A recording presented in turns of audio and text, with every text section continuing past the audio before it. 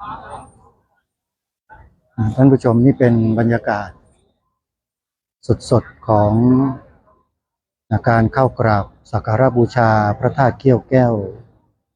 ที่อัญเชิญมาจากประเทศสาธารณรัฐประชาชนจีนซึ่งในวันนี้13กุมภาพันธ์พระพุทธศักราช2568ซึ่งทางการจะประดิษฐานพระธาตุเขี้ยวแก้วองค์นี้ไว้ในวันที่14พรุ่งนี้อีก1วันนะ14กุมภาพันธ์ในวันที่15ก็จะอัญเชิญเสด็จกลับก็ถ้าหากว่าใครสนใจที่จะเข้ากราบสักการะบูชาก็มาได้นะโยมนะ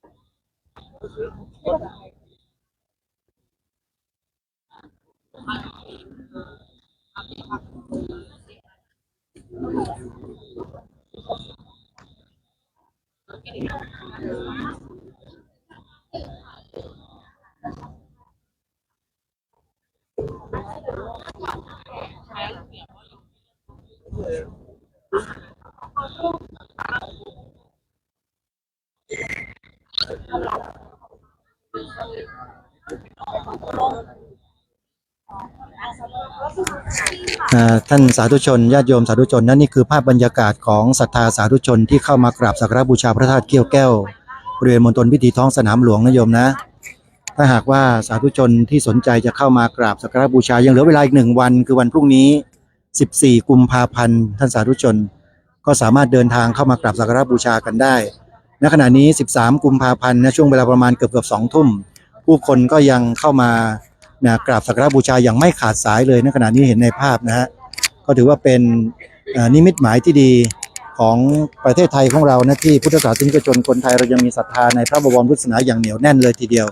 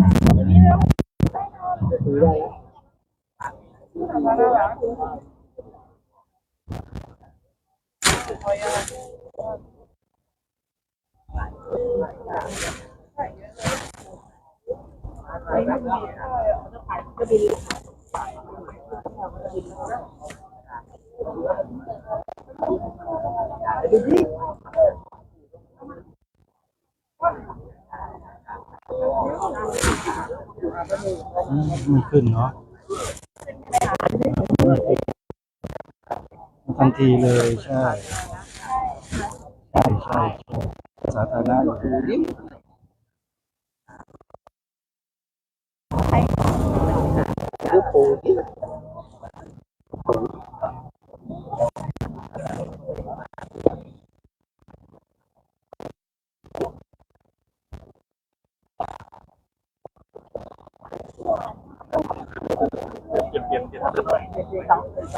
อ๋อภาษาไทย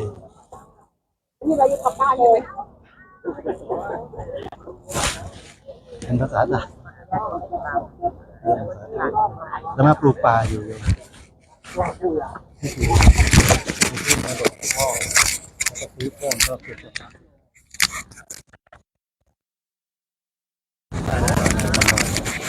มีโอกาสก็ลองใช้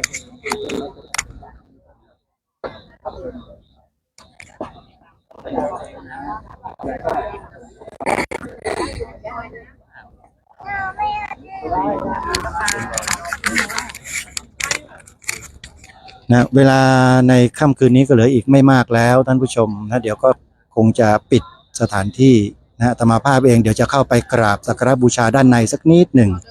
นะญาติโยมลองติดตามรับชมภาพดูนะ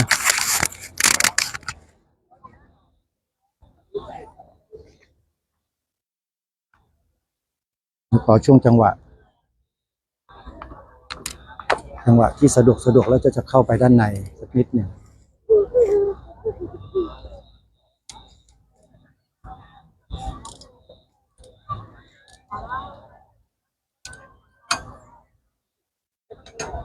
นะพระสงฆ์ก็จะเข้าไปสู่ด้านใน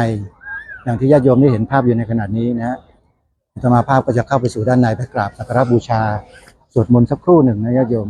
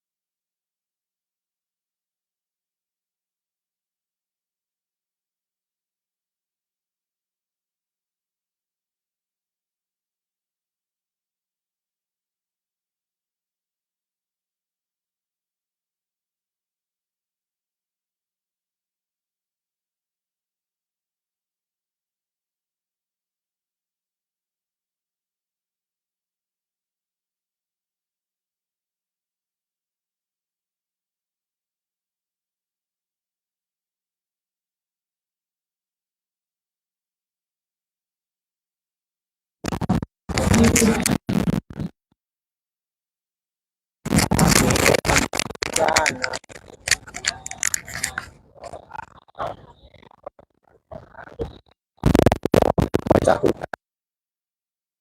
พิธีด้านบนจะเป็นอาสงฆ์ที่เขาจัดไว้ให้เฉพาะพระสงฆ์ได้ขึ้นมาบริเวณด้านบนนี้เพื่อกราบสักการะบูชาพระธาตุแก้วอย่างใกล้ชิดซึ่งถือว่าพระสงฆ์นั้นได้สิทธิพิเศษในการเข้ากราบสักการะบูชาบริเวณด้านบนนี้แล้วก็สามารถยืนถ่ายภาพได้อย่างอิสระซึ่งทางการนั้นได้ให้โอกาสให้พระสงฆ์เราได้ทำหน้าที่อย่างเต็มที่ธรรมภาพเองก็ได้นำกล้องถ่ายทอดสดซึ่งเป็น Facebook Live ที่กำลังถ่ายทอดอยู่ขณะนี้ให้กับทุกท่านได้ติดตามรับชมกันสดๆแล้วก็ยืนอยู่ที่บริเวณมณฑลพิธีที่เป็นสถานพระมณฑปชั่วคราวของพระธาตุเขี้ยวแก้วให้สาธุชนได้ณสถานที่แห่งนี้ทางการได้จัดระเบียบของพื้นที่ไว้อย่างชัดเจนคือแยกพระสงฆ์ให้อยู่ด้านบนก็คฤหัสถ์โยมก็จะเดินเวียนประทักษิณอยู่ด้านล่างแล้วบริเวณด้านหน้านั้นทางเจ้าหน้าที่ก็จะยืนเฝ้าอยู่ประมาณ 2-3 ท่านเพื่อไม่ให้ญาติโยมนั้นหยุดอยู่บริเวณพื้นที่ด้านหน้าเพื่อถ่ายรูปแต่ก็จะจัดพื้นที่ถ่ายรูปไว้ให้บริเวณด้านนอกนะฮะซึ่งยืนรวมอยู่รอบนอกตรงนู้นนี่คือระเบียบแบบแผนประเพณีที่สามารถร่วมกันปฏิบัติให้เป็นระเบียบเรียบร้อยร่วมกันได้นะฮะสาธุเดินบอล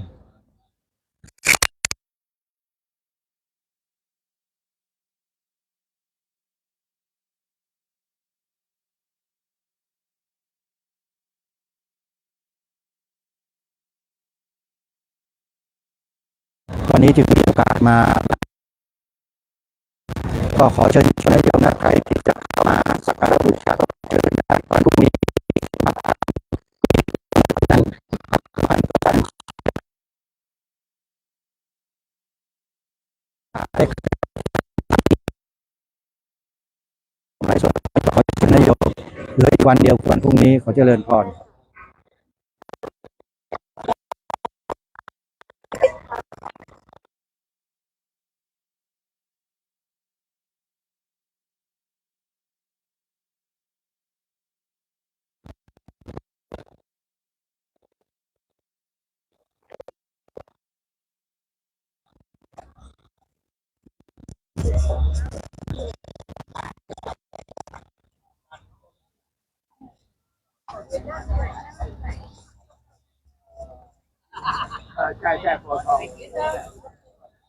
พัฒนากับญาติโยมนะโยมสมหญิงมีชื่อโยมจิตจักราโยมกิ่งดาวโยมแม่จันทพิมพ์จากสปป.ลาวนะเข้ามารับชมตอนนี้ขออนุโมทนาด้วยนะโยมนะได้บุญด้วยกันนะโยมได้บุญด้วยกันนี่เป็นภาพบรรยากาศสดๆที่จะมาภาพไลฟ์สดภายในมณฑลพิธีท้องสนามหลวงให้กับทุกท่านได้รับชมกันพระธาตุเขี้ยวแก้วจากประเทศสาธารณรัฐประชาชนจีนซึ่งประชาชนจีนนั้นมีความหวงแหนเป็นอย่างมากนะฮะก็ได้เปิดโอกาสให้ประเทศไทยเราได้อัญเชิญมาประดิษฐานไว้เป็นการชั่วคราวที่มณฑลพิธีท้องสนามหลวงเพื่อให้สาธุชนคนไทยได้กราบสักการะบูชาอย่างใกล้ชิดโดยเฉพาะพระสงฆ์จะได้รับโอกาสเป็นพิเศษก็คือได้จัดอาสงฆ์ลอยพื้นยกพื้นขึ้นไว้บริเวณร่อนรอบของพระบรมสารีริกธาตุพระสงฆ์ก็จะได้กราบสักการะอย่างใกล้ชิดพร้อมกับเดินเวียนประทักษิณด้วยนะฮะถ้ามองไปทางด้านขวาเราก็จะเห็นพี่น้องประชาชนเนี่ยได้เดินประทักษิณกันอย่าง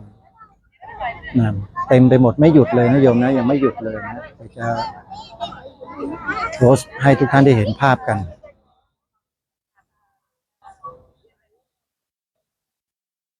นี่คือศรัทธาของพุทธศาสนิกชนพี่น้องคนไทยของเราซึ่งส่วนมาก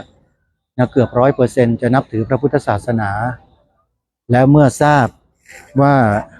ประเทศไทยเรานั้น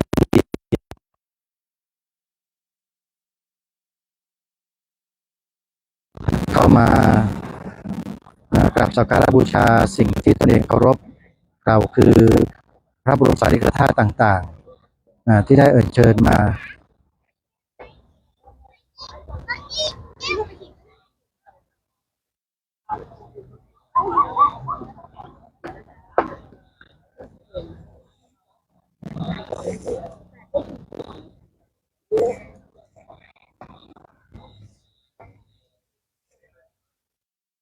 นะเวลา20:30วันนี้เขาเปิดโอกาสทางการเปิดโอกาสให้ถึง20:30นะฮะ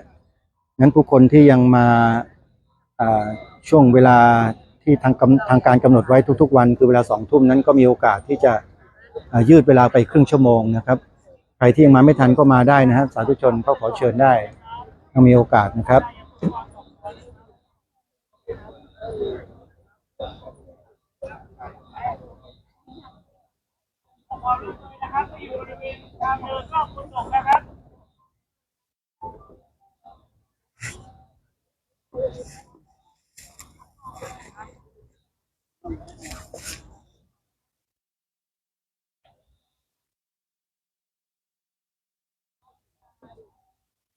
มีชาวพม่า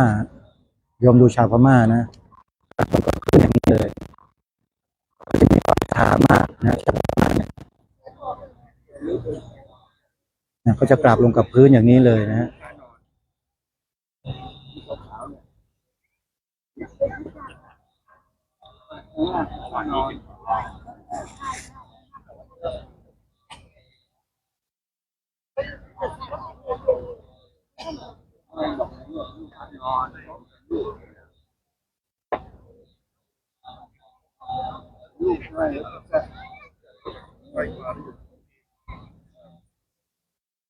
ในยุคปัจจุบัน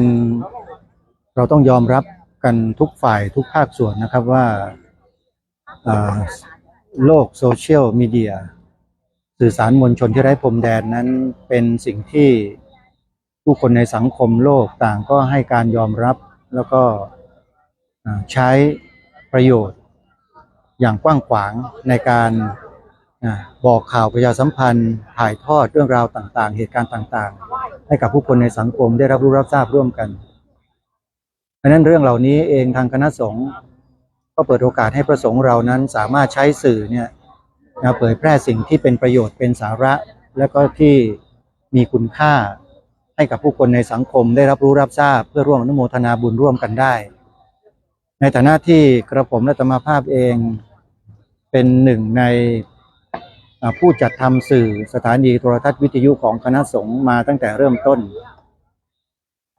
ก็ใช้ความรู้ความสามารถที่ตนเองมีประสบการณ์ที่มีอยู่นั้นมาดำเนินการเก็บภาพบรรยากาศแล้วก็ถ่ายทอดบรรยากาศต่างๆที่เป็นบุญเป็นกุศลเนี่ยให้กับผู้คนในสังคมได้เห็นและได้เกิดความเลื่อมใสศรัทธาร่วมกันเป็นบุญเป็นกุศลเพื่อเรียกว่ากระจายบุญเหล่านี้ออกไปสู่สาธารณะด้วยสื่อที่ตนเองมีอยู่ตรงนี้ถือว่าเป็นการทำหน้าที่ของพระภิกษุสงฆ์รูปหนึ่งนะโยมนะซึ่งมีหลายๆรูปเดียวครูบาอาจารย์ไม่ว่าจะเป็นรูปใดก็แล้วก็ตามโยมที่มาที่นี่แล้วเนี่ยก็จะต้องมีการเก็บบันทึกเหตุการณ์เก็บภาพต่างๆเผยแพร่ออกไปทั่วทั้งโลกนะด้วยระบบสื่อสารมวลชนดังกล่าวนะปัจจุบันนี้เราไม่สามารถที่จะปฏิเสธสิ่งเหล่านี้กันได้แล้วนะฮะขณะนี้เหลือเวลา10 นาทีจะปิดให้เข้าสักการะพระบรมสารีริกธาตุไว้แล้วเหลือเวลา10 นาทีจะปิดนะจะปิดแล้วสามารถมาขออภัยค่ะเรียนผู้เข้าร่วมสักการะพระบรมสารีริกธาตุเพื่อเทียบเทียบทุกท่านทราบขณะนี้เหลือเวลา10 นาทีจะปิดให้เข้าสักการะพระบรมสารีริกธาตุเรียบร้อยแล้วอย่างที่ได้บอกกับท่านผู้ชมไปเมื่อสักครู่นี้ว่าทางการได้จัดสถานที่ให้ประชาชนได้ถ่ายภาพอยู่บริเวณรอบนอกคือบริเวณตรงนี้นะจะเห็นผู้คนยืนอยู่นี่เต็มเลยนะก็จะยืนถ่ายภาพอยู่ใต้บริเวณนี้เท่านั้นจะมีเชือกสีแดงเนี่ยกั้นเอาไว้ให้แล้วบริเวณโดยรอบก็จะมีจอโปรเจคเตอร์แสดงภาพพุทธประวัติต่างๆนะโดยรอบเลยท่านที่มาก็สามารถเดินชมแล้วก็เข้าไปร่วมทำกิจกรรมได้ไม่ว่าจะเป็นเต็นท์นั่งสมาธิสวดมนต์จะมีไว้รอรับท่านทั้งนั้นนะมีรอบๆนี้เลยแล้วก็เป็นฐานวางดอกบัวบูชาก็อยู่บริเวณโดยรอบเช่นเดียวกัน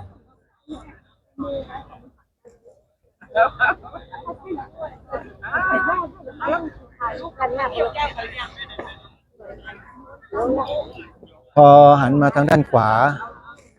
ก็จะเห็นพี่น้องประชาชนนั่งกันอยู่บริเวณด้านหน้าตรงสนามหญ้าเทียมตรงนี้ทำสมาธิน่าเลื่อมใสน่าศรัทธากันอย่างมาก พร้อมกับมีภาพพระบรมฉายาลักษณ์ของพระบาทสมเด็จเจ้าอยู่หัวดิษฐานอยู่นะเรียงรายเป็นแถวอยู่บริเวณด้านหน้าที่ท่านผู้ชมได้เห็นอยู่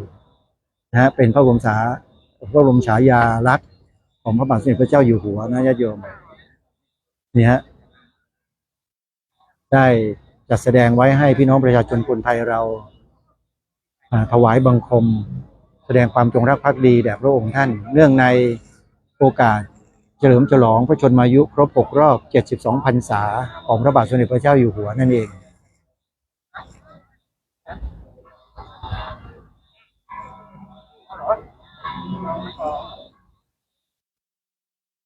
และนี่ก็เป็นผู้คนที่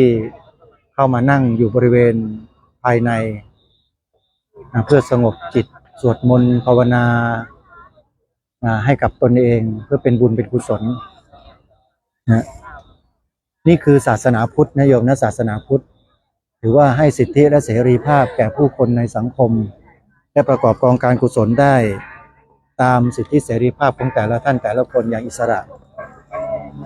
แล้วก็บอกได้เลยว่าไม่มีประเทศใดในโลกที่จะได้รับโอกาสที่ดีเช่นนี้เท่ากับประเทศไทยของเรา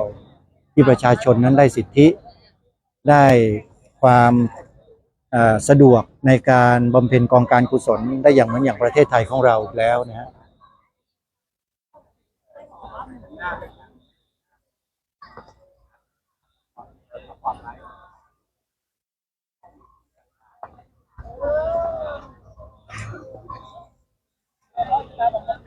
สวัสดีอาจารย์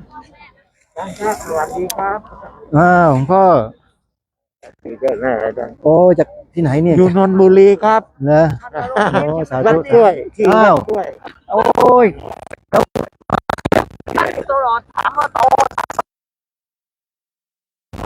คิดถึงค่ะเจอเลยนี่ลูกเห็นรถผ่านครับโอ้แล้วเรียนแล้วค่ะมาขึ้นมา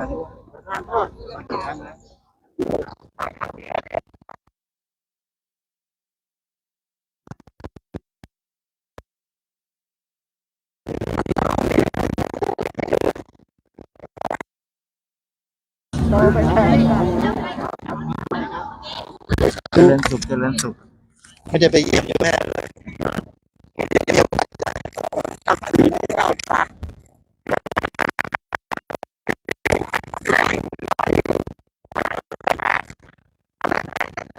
ครับขอบคุณมาก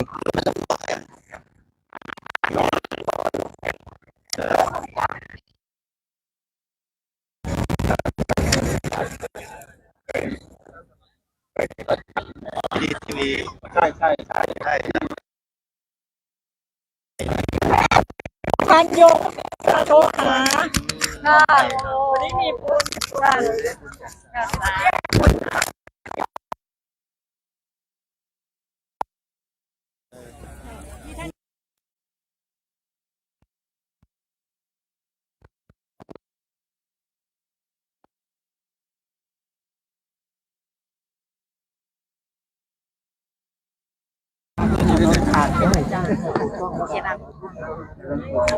กี่ภาษาอะไรเนี่ย29 ภาษา29จะเป็นพันเอกทหารเสียงแล้ว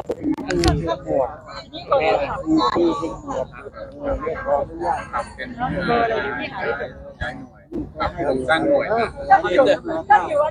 ผมก็กำเนิดดีเป็นรถสังกัดนี่แหละ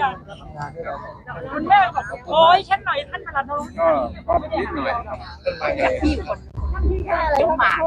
หาแกเองไปดีตา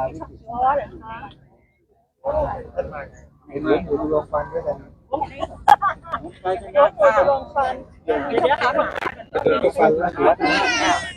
น่าใจดีทีวีค่ะเมื่อไหร่จะมีลบสักทีแม่มีปากกาไม่ได้ในคนในโบสถ์แม่นั้นก็ แม่จะเอาเท่าไหร่ แต่ว่าผมก็จะค่อยจะค่อยประสานกัน เอา500ที่สำคัญที่สุด หน้าหัวหลวง เวียนแล้วไปมาตัวนั้นก็อยู่กับท่านอยู่ที่เดียวกับท่านไม่ต้องแม่ปากกาไม่เจอไม่เป็นไร ครับแม่ก็ไปอยู่โอ้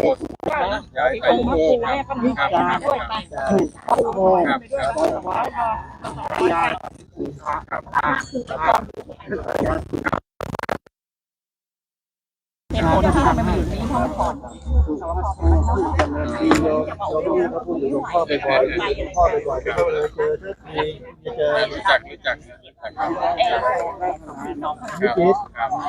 โยมจะถวาย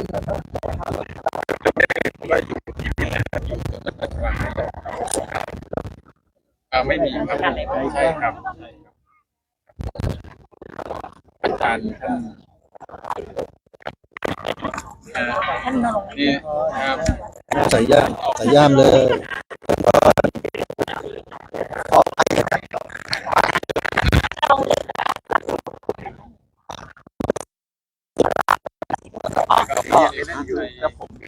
ไปก่อนหลับ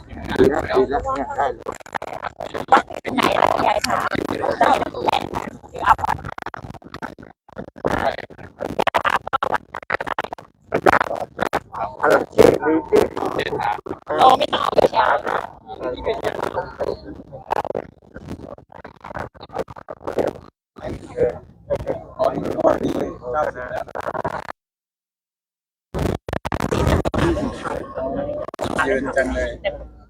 พ่อนี่จะบอกครับ พ่อคะอยู่ไหนพวกราชการที่10ค่ะหน่วยงานไหนหนูรายงานให้พูดดังๆหูท่านไม่ค่อยดี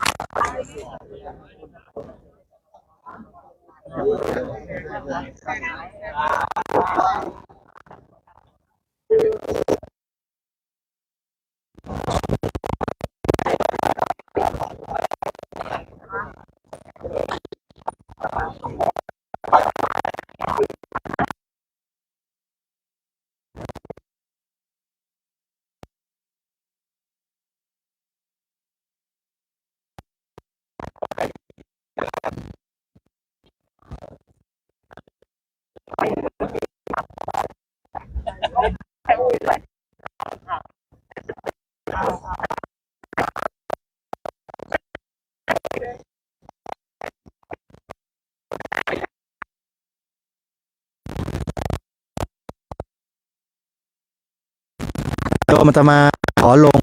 ไลฟ์สดไว้แต่เพียงเท่านี้ก่อนนะโยมนะพอดีญาติธรรมญาติโยมมาเยี่ยมเยือนถึงสถานที่ตรงนี้นะเวลาใกล้จะหมดแล้วโมทนาบุญกับทุกท่านทุกคนนะโยมที่เข้ามาขอไปที่เสียงหายไปครู่หนึ่งพอดีโยมมาทักทายก็เลยคุยกันพรุ่งนี้ยังเหลือวันเข้ากราบสักการะอีกวันเดียววันสุดท้ายแล้วนะ14กุมภาพันธ์นะโยมเหมยชุมอ่อนโยมอยู่สมุทรสาครใกล้ๆนะโยมมาเถอะนะมาเถอะเพราะว่าวันพรุ่งนี้วันสุดท้ายแล้วนะขอเจริญพรโมทนาขอปิดไลฟ์ไว้เพียงเท่านี้ก่อนขอให้ท่านโชคดีมีความสุขเจริญพรสาธุ ขณะนี้ได้ปิดให้ทุก